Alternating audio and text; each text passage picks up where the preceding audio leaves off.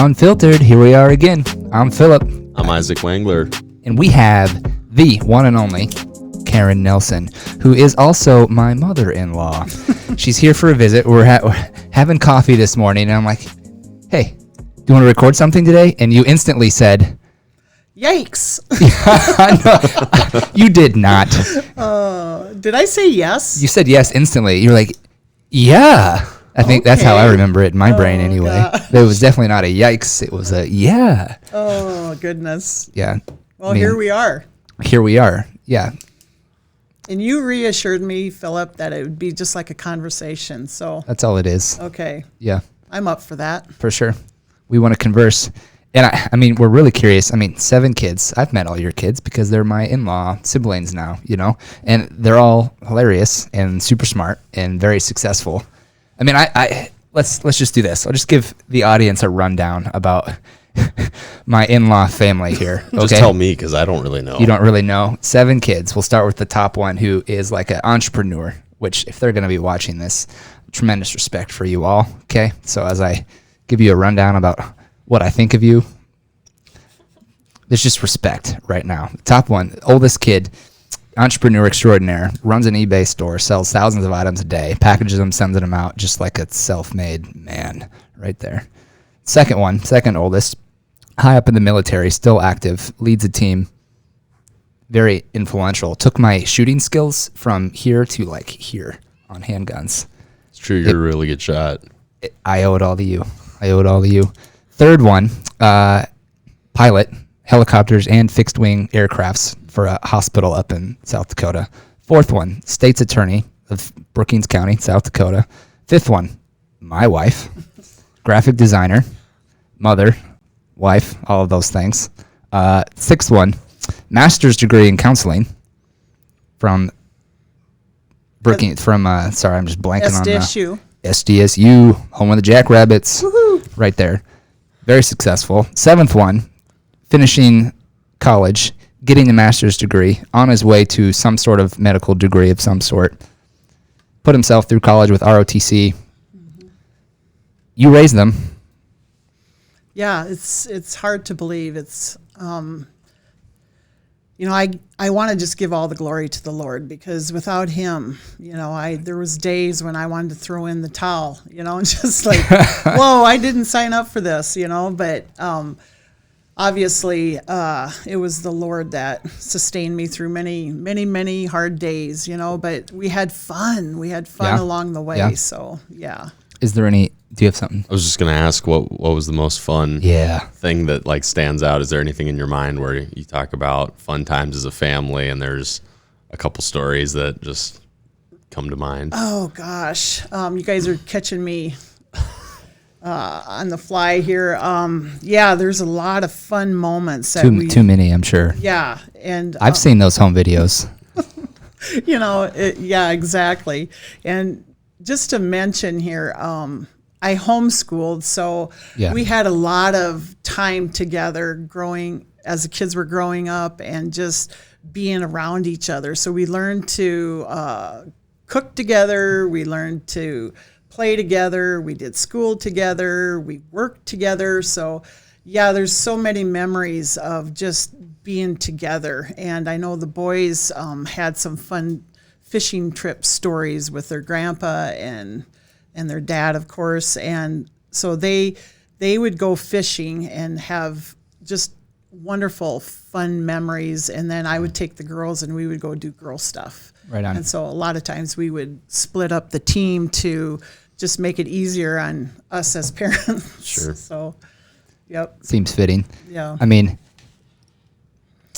so I'm going to hit you right off the bat here with a deeper question, too, because that's what we're really about. We want to know who you are and what drove you to make decisions like homeschooling 7 kids. Mm-hmm. And how did you direct this family full of a lot of energy? Oh, my, yes. Well, to start with, I came from a family of 12 kids. So to have 7 kids was kind of under the norm of what I grew up with. It's like, what? You only have 7?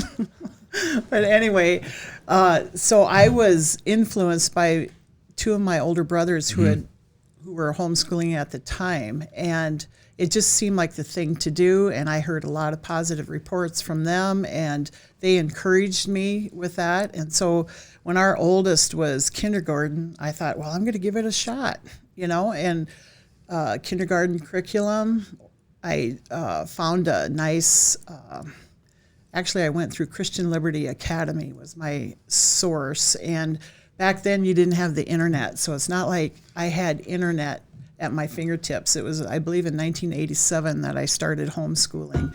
And so I found, and you actually had to type, there wasn't even email. So I had to type a letter, and then they would send you the books. Oh, man. So wow. It was like snail mail. Yeah. So that's how I started, was through Christian Liberty Academy. And then they would send you a curriculum, and then from that point, I started adapting my own curriculum. Which means sometimes you sent them out to the woodshed where Dad was doing woodworking projects, and because he was making children's furniture at the time, right? Yes. We had a wood craft business, and there were days when we would do homeschooling. My schedule was, as soon as they'd get up, they'd eat breakfast, they'd do their chores, make their beds, fold some laundry, whatever, and then we'd hit the workbooks. And the one thing that I felt was really important was reading. And I made sure that each one of the children would read every day. I had heard a quote that readers make great leaders. And I also had heard on Christian radio, Dr. Dobson, I don't know if he's still on the radio or not, but he had said once that if you teach a child to read, he will be able to do anything. And so that just really resonated with me, and I stuck with that. And so I just spent a lot of time with the kids learning their phonics and making them read out loud. To me, that was the most important thing, because if a child is a good reader, he will eventually be able to teach himself. He'll be able to tackle any kind of subject matter, go to the library, go to Barnes and Noble, pick up a book on that subject matter, and dive into it. And I think that's key, because what ended up happening was they started developing their own interests. The older they got, like in 4th, 5th, 6th grade, I could see where each one of the boys was going in a different direction. One of the boys, like you were mentioning, was really interested in aircraft. And so he had gotten a book, we still have it to this day, of every single kind of aircraft ever made. And he had that thing memorized. I'm actually pretty sure I have that book now. Oh, you? Yeah, I loaned it from the Nelson Library, I'm pretty sure. So that is funny. Yeah, yep. There it is, Cass, if you want. If you're and maybe there's more than one. I don't know. Right? So, yeah. Crazy. And Bridget was always interested in art. Yeah. And it's so like when a mother, as their teacher, when I saw their interests, I would kind of start steering them that way, train up a child in the way he should go, and when he's old, he will not depart from it. And Dan was always interested in geography and public speaking, and so just kind of always, at age 15, I enrolled him in Toastmasters, and so. Did he enjoy that?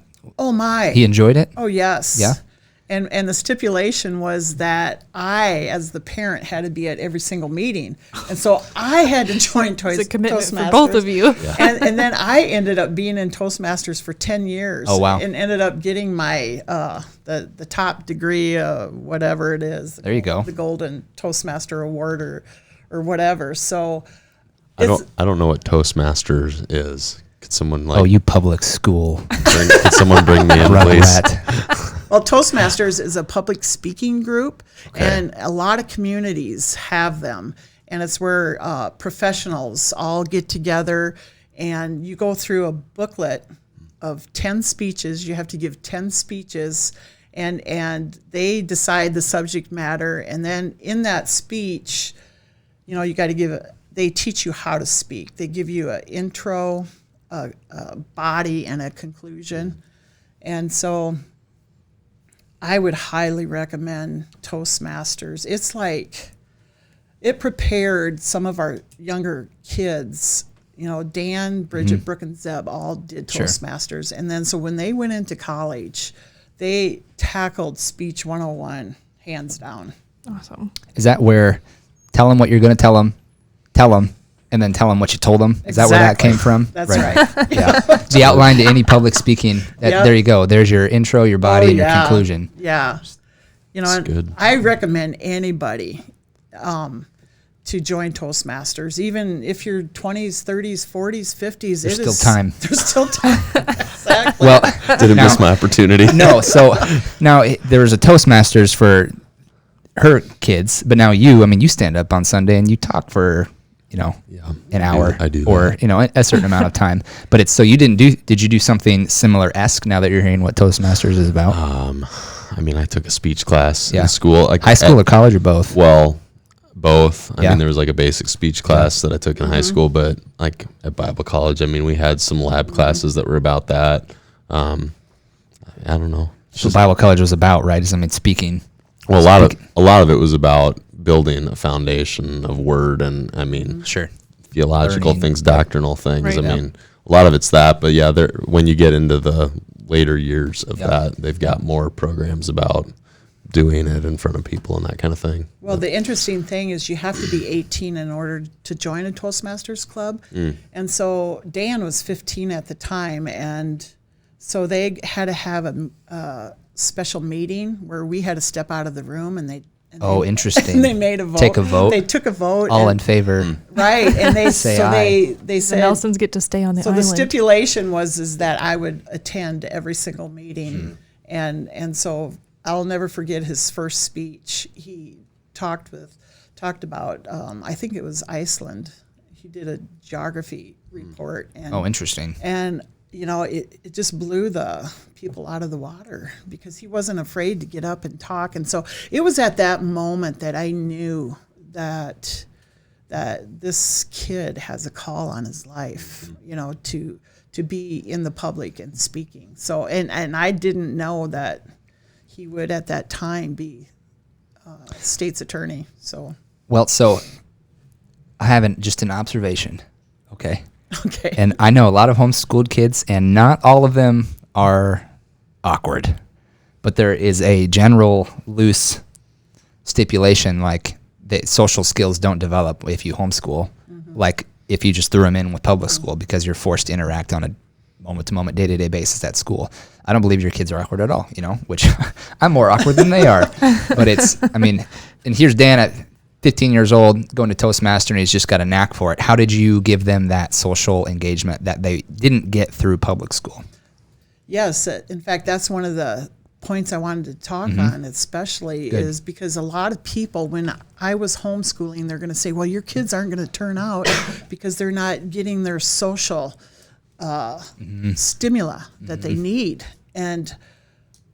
But what ended up happening was, like, during school days, we would have there was a couple older couples in the community that would come out and want to do coffee with us, and so all of the children and Steve and I would sit and we would do coffee and snacks with this couple. And so the children were able to learn how to interact with not only their own peers, but also with adults. And so they had a lot of social interaction with adults because of the freedom that homeschooling offers. And so what I saw carry out was, as they got into college, that they were able to interact with the professors, and it kind of took some of the professors back a little bit, because they're like, oh my gosh, here's a student that's not afraid to come and ask me questions or to come in and sit down and talk. They had that down. They had it down and were able to. So that's a total fallacy about homeschoolers not being able to socialize. Yeah. A big fallacy, Especially if you give them opportunity. That's what we're big components of. Not equal outcome, but equal opportunity, as in providing that opportunity to grow and learn from life. So, Right. And Bridget, we were at an event, church event, like a Valentine's Day event, and I had to answer questions that she had pre-answered, and one of them was about how many cousins she had.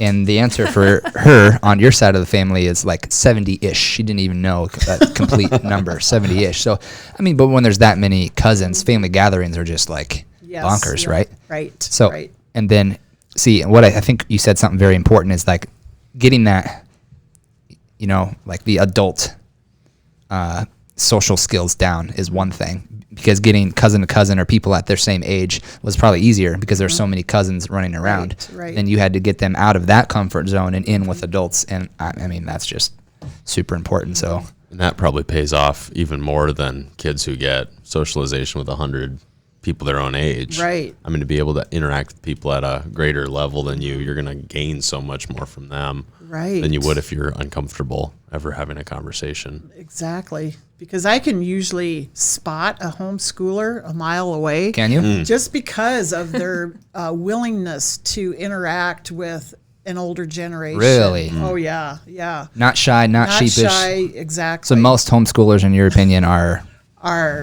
they're able to interact interesting. even more so than right on public school.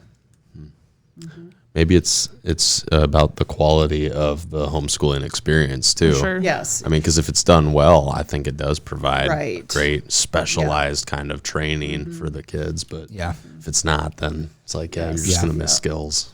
And I'm sure every homeschool parent has different tools that worked for them and different routines that worked for them. And that was the beauty of homeschooling, is it allowed freedom for you to be able to navigate through your day and know what worked and what didn't work and just stick with it, Yeah.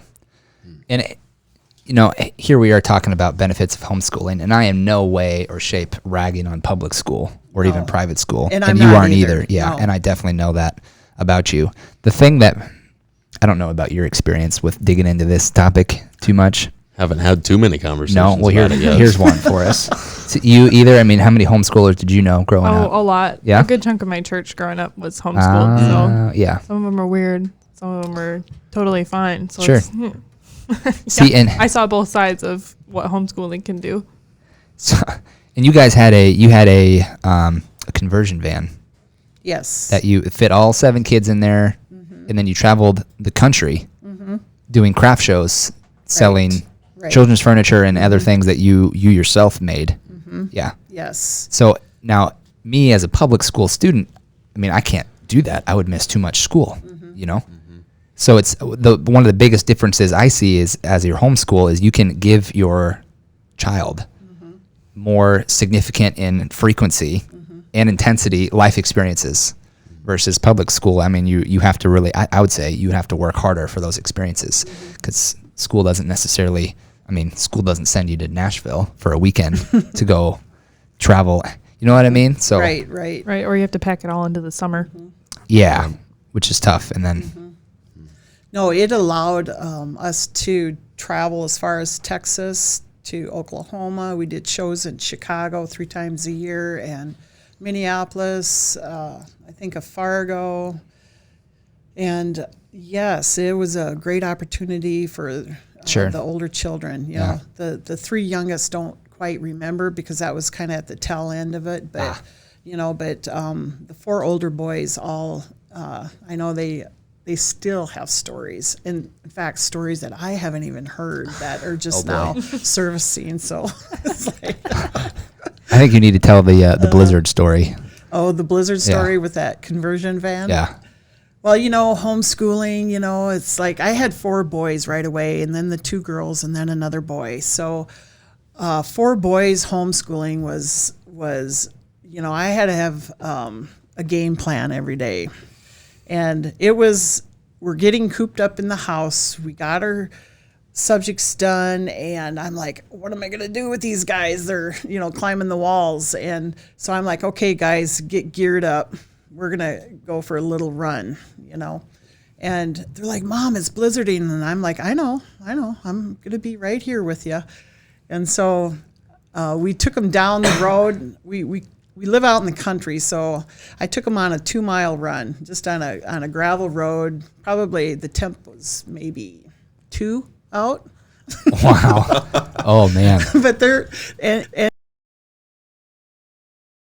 thrift stores and Goodwills, and they were all geared out into Army fatigues, and and then it makes me wonder how did my sons ever end up in the military? Hello.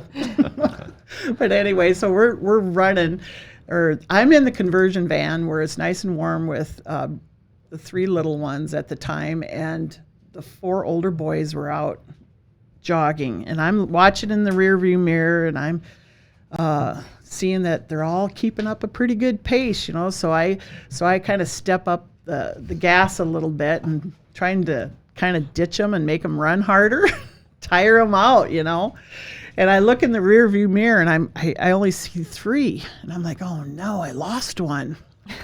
and so I slow up, well, maybe he'll catch back up. And I still only see 3, that are still chugging away. And so I stop the van, I get out, and I'm like, where's the 4th one? And here he is. He's hanging on to the ladder, and he's dragging. He's he's just dragging and enjoying the ride, Wow. But yeah, in that same van, there was another time too that I had to get him aired out, and so they decided to. Let's see. I got push that dog down. Hey, yeah, he's a nice Nala. little dog. Oh, Yeah. he wants me to throw a ball. Oh, she's ready to play. She's obsessed. So Okay. anyway, it was one of the vans where the side door opens up, and they said, "Mom, can you just drive along, and we'll just roll out just like they do in Army." And I'm like, "Okay, is this safe?" And they're like, "Well, just go slow," So they had their Army stuff all on and ready to go again, Like on gravel or into the grassy? Did you pull over enough? It's a gravel road, but I Yeah. was going on the edge, and then they would just jump out and roll in the ditches. Oh my gosh. And then there was days they would have me do this, and they'd just say pick us up at 5:00 at night, and then they would build bonfires. Oh man. They would build shelters. They would, that was itself a learning experience. Yeah. Definitely. The county was not at rest when they were out doing their thing. Beware. Yeah. There's no people in sight. Trust me. Because you guys are from South Dakota, right? Right. Kind of out Yeah. of the way. Totally. Yeah. It was probably good to just Right. 7 young kids at one point. Let them run around. Let them get yeah. outdoors. Yeah. Let them. Right. Yes. Well, it seems like that was very influential in all of them being military minded, and then Yeah. going to serve the country. Right. For Very multiple tours. patriotic. Yep. Yes. Decorated soldiers. Yep. Yeah. That keeps a parent on their knees when they're over in Afghanistan, Iraq, wherever on the front lines. It really keeps you on your knees and praying, and stretches your faith too. Let me tell you. Wow. Yeah. I can only imagine. I mean, Yeah. because that was right after 9/11. The oldest Yes. 2 Yep. would have enlisted, Right. Yep. and then they did tours in Afghanistan and Iraq, right? Yep. Right. And then Yep. the third oldest followed. Yep. Yeah. Which, in your family, is there a theme of military service? Well, their Grandpa Nelson, he served, and he was in the Korean War, and then my dad trained pilots. He wasn't in the service, but he trained the pilots. And then I have a brother that went to the Naval Academy, and so yeah, there is some history there. And you didn't shy them away from that. You didn't attempt to. No. I could see it. I remember when our firstborn wanted to join the Army. I just, there might have been a couple days where I'm like, really? But then it's like, as a mother, you want them to be safe. You want to, you want them, but then at the same time, you have to cut the strings and just let them make decisions for themselves and support them in what they decide. Right on. Yeah. And to serve our country, what a better thing. Yeah. What a better thing. Does this make you think of Wild at Heart at all? In some ways, yeah. Yeah. About like the independence and kind of stepping out from the safety and care of like young childhood, and sounds like your kids got to do that, to go out and adventure and explore and go kind of come into their own, so to speak. Which is an important component of a man's heart. The book Wild at Heart, I'll reference it again and again. It's not a perfect book, but it's a great book. I'd highly recommend anyone to read it, where it really dives into, we were talking about this earlier too, just the nature of a man's heart, and there's a book that dives into the nature of a woman's heart and how, God, Creator, was ultimately designing us from the get-go. And so like one of the attributes is having an adventure to live for, and that's just a calling of the man's heart. And so this is not an accusation, this is just a statement, is that there are some mothers with a healthy, natural, maternal instinct that will try to stifle danger from a boy's heart. Like, boys want to destroy things and jump off things and jump out of a moving van. Jump out of moving vans, yes, for sure. And you're a natural outdoorsman. You have that. I'm developing it, in a lot of ways. Sounds like I was aiding and abetting it. Maybe you were. But look at where they are now, though. For sure. Because I think if you would have stifled that, you would have altered their path significantly. And I'm pretty sure they're all happy with how things went. Maybe we'll dig into that later, gentlemen, brothers. You can have them on a later podcast and find all that out. Fully intend to. Can't wait for the day, So, but I would sit back and I probably would applaud you for recognizing the passions in them and then letting them live that out instead of trying to alter into what you deemed safe and worthy. And there's a time to intervene. I'm not disputing that at all, but it just makes me think about like the environment that your kids got to grow up in and how that probably had such a great effect on who they are today, in that they were allowed to, I'm sure with parameters, but become who they were called to be and not kind of pigeonholed into, this is the mold of what we want you to be, and this is who we think you should be, and this is who we're trying to make everybody to be. They all, it sounds like, got to be individuals and go and find out who they were throughout experiences and the education, which wasn't limited to just book knowledge, but life experiences too.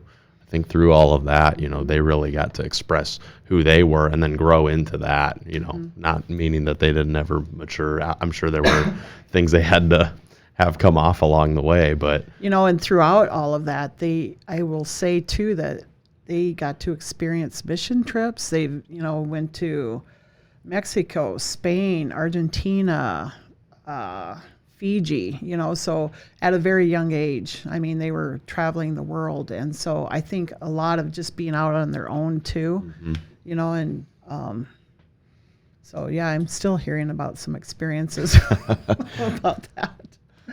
Would you do anything different? Ooh, good question.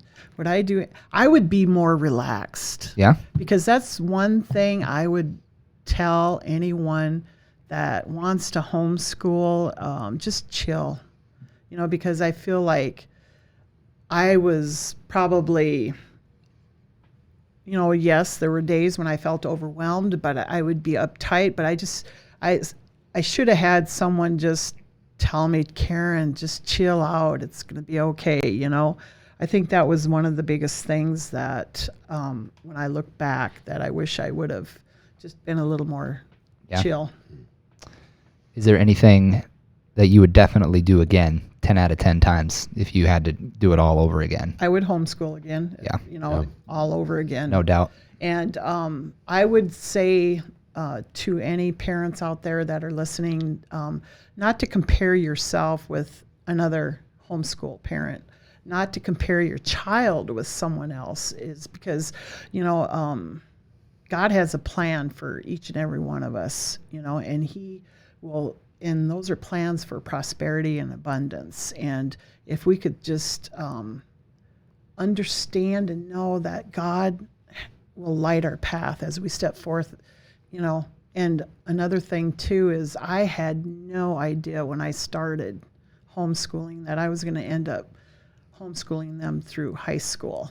If you would have told me that when I started the kindergarten curriculum, I would have checked out and said, I'm out of here, because I don't know if I could do that, but as you step out and do one day at a time, 1 year at a time, that your path just kind of opens up before you, and it's not overwhelming as it seems, So, and nowadays they have so many good resources out there on the internet that, and I know our youngest, Zeb, he discovered Khan Academy. And if anybody doesn't know, you can just Google that. That's KHAN. And he even uses that still through his master's degree. Sure. It's just such a good, it's one guy that explains any kind of problem that you could ever encounter in any subject matter. It's wonderful. So nice. As you've talked about that, one of the things that keeps coming up for me is like the role of teacher versus parent, and really you taking on both of those, because for better or worse, it seems like the way most people do it today is, I'll take one part of that and then outsource some of the teaching to someone else. And I know that's that's a good situation for a lot of people. I'm not bringing condemnation on that. Oh, no. In fact, if you have someone that you can outsource, like if you have an aunt or a sister or a sibling, anybody that is really good with language or phonics, absolutely. I would definitely take advantage of that and use that resource, So I'm thinking about it kind of as like, as the parent, you're like the master coordinator for getting your children trained to live life to an extent. I don't know if that's how you look at it or not, but. Yeah.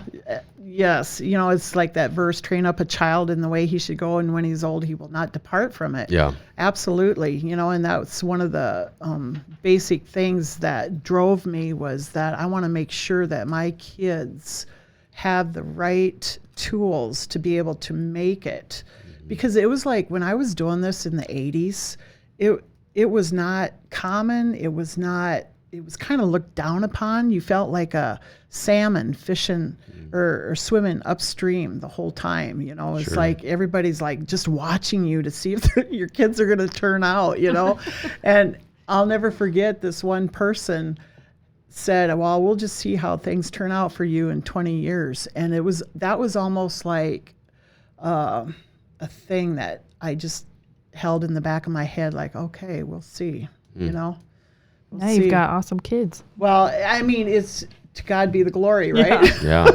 It did turn out 20 years later. Right. And I give the credit to the Lord, because he was there in the days when I was ready to throw the towel in, but just day by day, and just keeping one step ahead of them, Sure. But it's an awesome testimony. Oh, wow. So like as a mother who's, now parented and trained up 7 kids in the way they should go, are there any lessons that you can identify, because you were a person that not only took on the life lessons but also the educational lessons?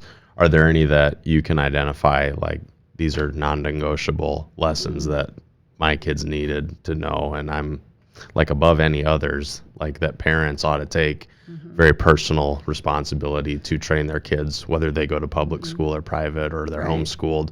What are those lessons? Well, I would say to set boundaries with the kids, that they need to know what boundaries are in the home, and I'll never forget the time where the kids had to ask. Now, this is in the 80s, so this is a while back.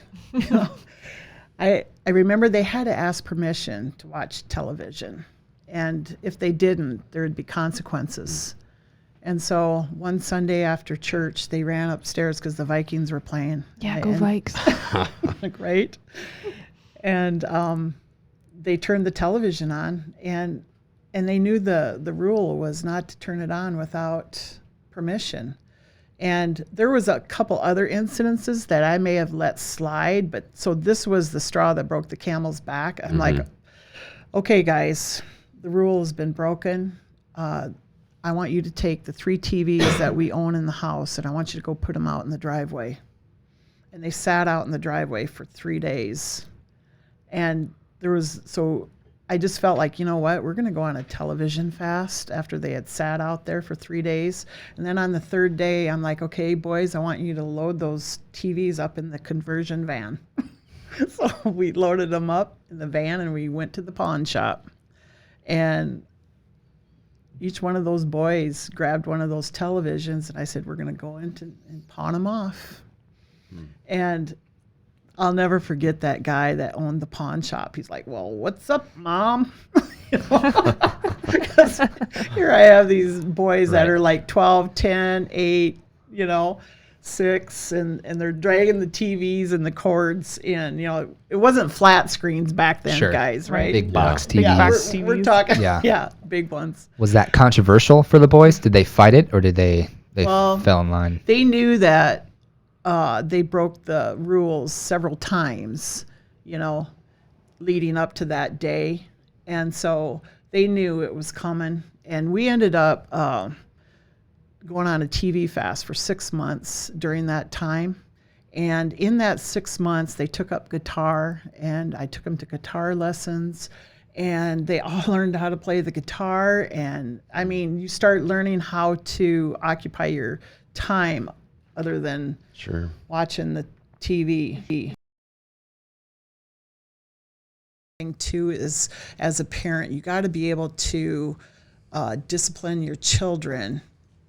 Set the parameters, set the boundaries, let them know that there's going to be consequences if there's disobedience. And I've even taught my kids that if it's not prompt obedience, it's disobedience.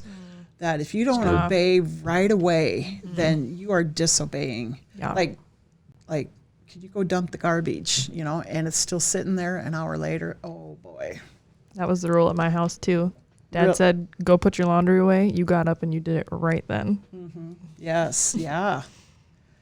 So that was, and as a homeschool parent, I knew that I had to be on top of my game every day, or they would run right over me.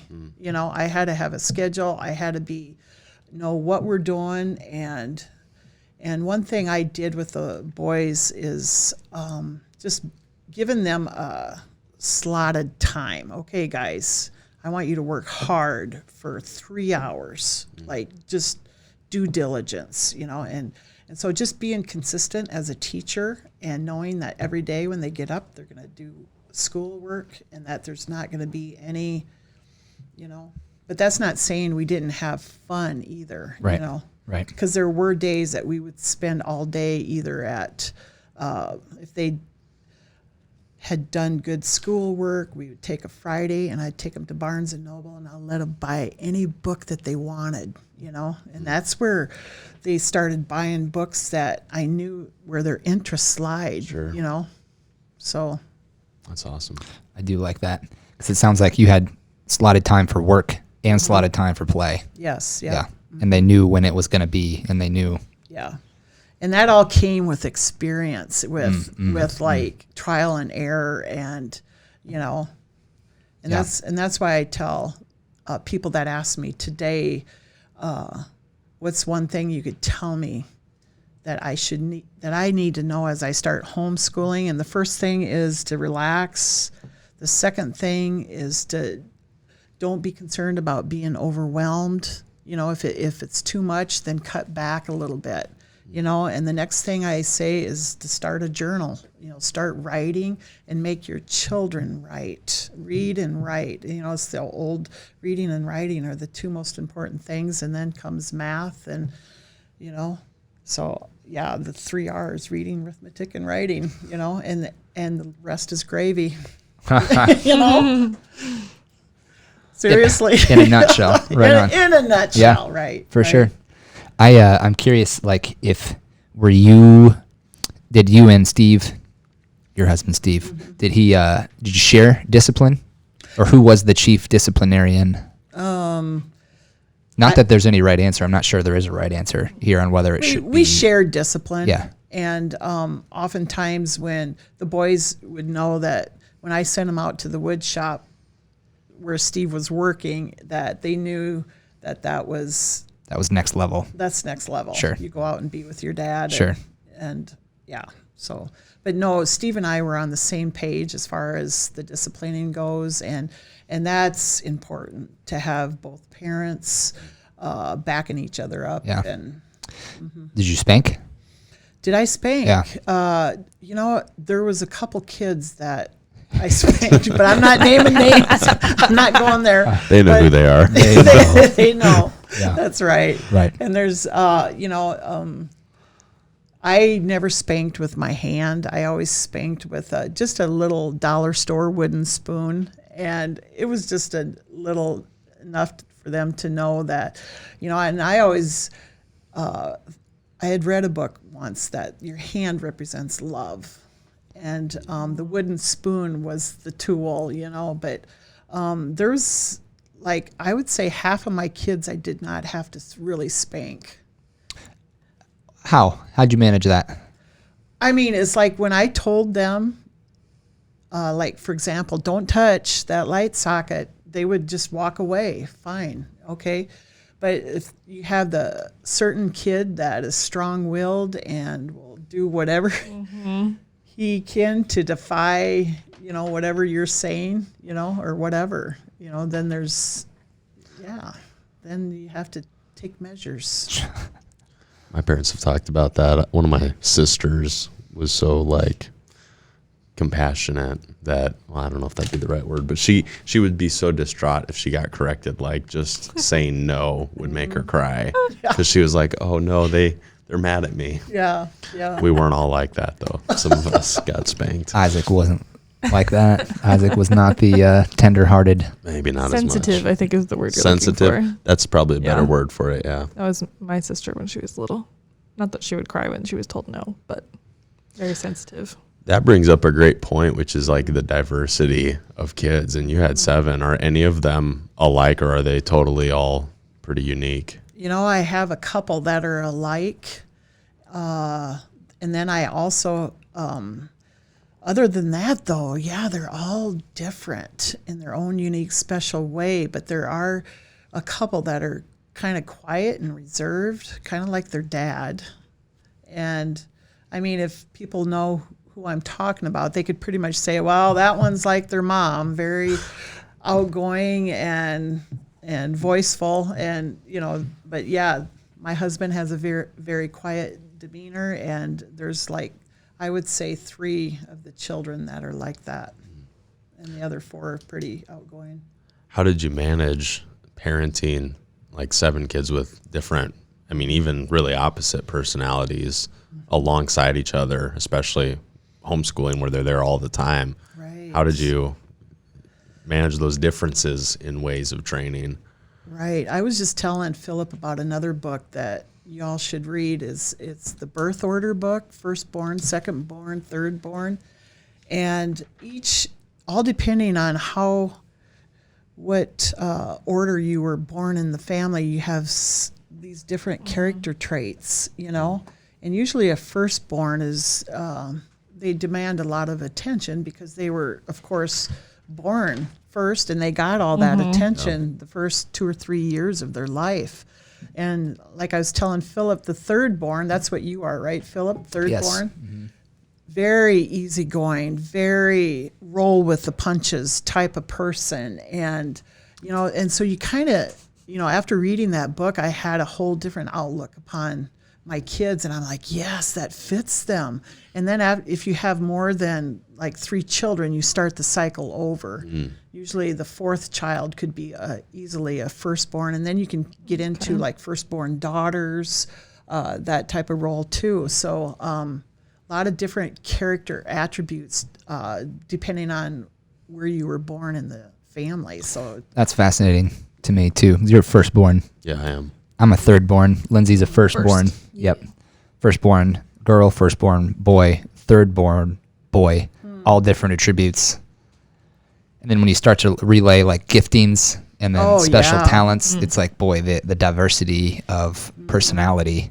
No wonder, everyone's unique. It's because there's so many different contributing factors. Oh yeah, definitely. And even if you came from a single parent home, that has a tremendous effect, or there's so many attributing factors. So many. Yeah. That play into how each child is different.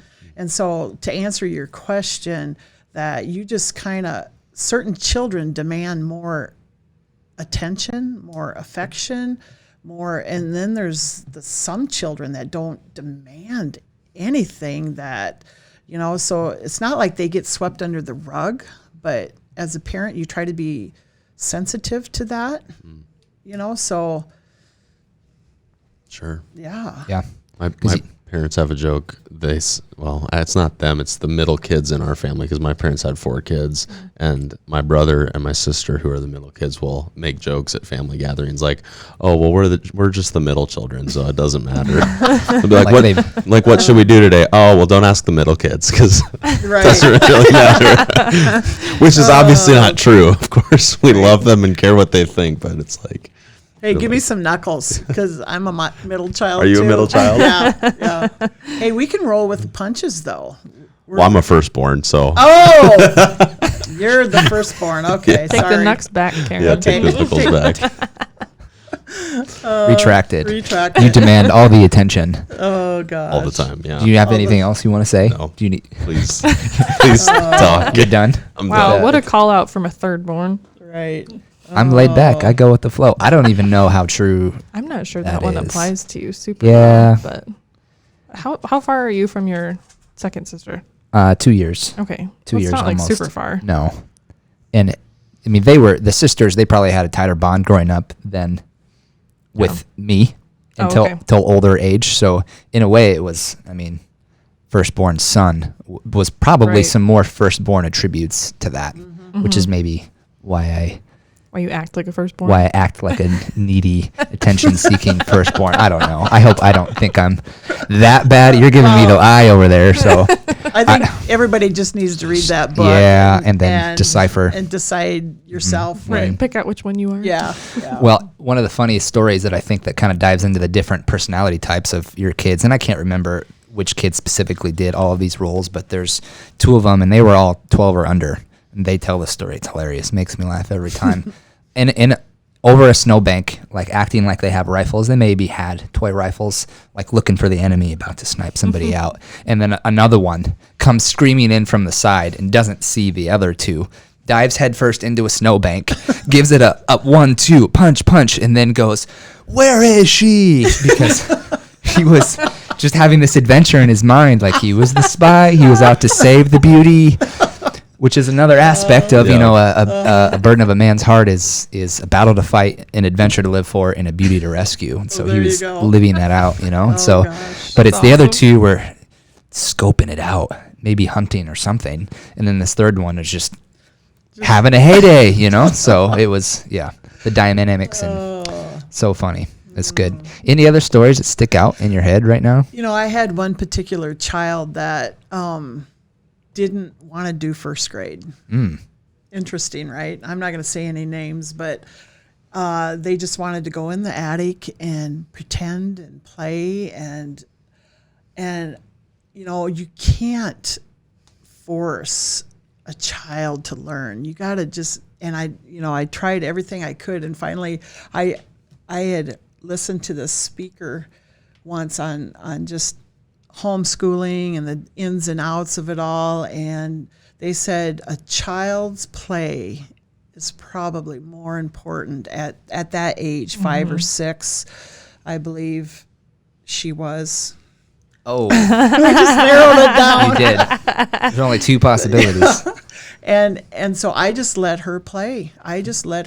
And she was playing dolls up in the attic for pretty much her whole first grade, and I was okay with it because she was young anyway. And the next year, she did like 2 grade levels in 1 year's time. Wow. And it just develops your imagination, it develops your creativity, and the play is very important at that young age. So. Right on. I think I know. You think you know I think who it I is? know. No, yeah. I'm sure you Save do. that. Yeah. Fascinating. I don't need any attention. You don't need any? Are you good? I don't have anything I need to say. I'm just gonna check with you from now on and just see where you're at on, I'm good. on all of that. I'm good. Giving him the look. Yeah, just give him the look. Well, but I was going to say, Philip, Yeah. if there's any questions for any homeschool parents out 100%. there on homeschooling or whatever, leave a comment in your podcast and Philip will get back to you on that. Because I know that it's overwhelming for new parents, and especially with the pandemic, I kind of wanted to touch on that just a little bit, that it found parents homeschooling, whether they liked it or not, you know. And I think a lot of parents decided after it all was done and said with that, homeschooling does work. Yeah, absolutely. So for sure. Yeah, I'll be sure to get that connected. Any questions or comments, please leave a comment. Always looking for engagement. That's great. You're a great resource. I'd name you for anyone. You know, I think you're a good counselor. Oh gosh. So tremendous amount of respect as my mother-in-law, and just I feel extremely blessed to be a part of.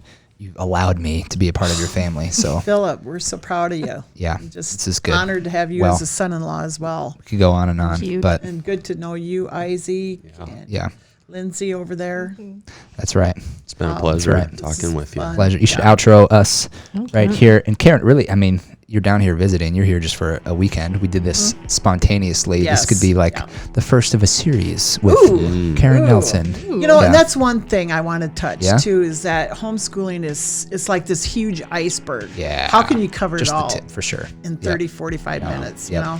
Right. Oh my gosh. There's loads. And not to mention all the other topics we can dive into. So that leaves us doors for the future. Amen. Happy to have you. Thank you. We're signing off.